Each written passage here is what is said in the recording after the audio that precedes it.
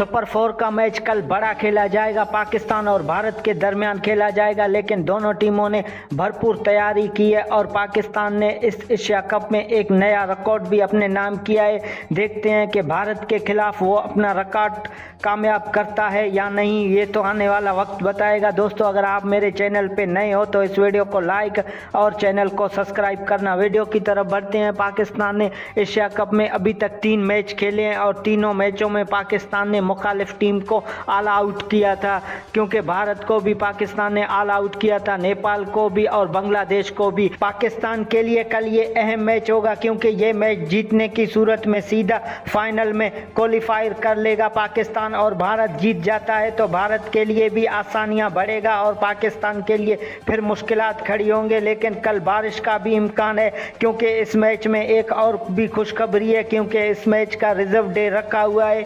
कल मैच न हो सका मुकम्मल तो परसों खेला जाएगा, लेकिन दोनों टीमों के लिए अहम और पाकिस्तान भी भरपूर तैयारी के साथ आएगा। इंशाल्लाह ये पाकिस्तान भारत को शिकस्त देकर सीधा एशिया कप के फाइनल के लिए क्वालिफाई करेगा और भारत को एक और इबरतनाक शिकस्त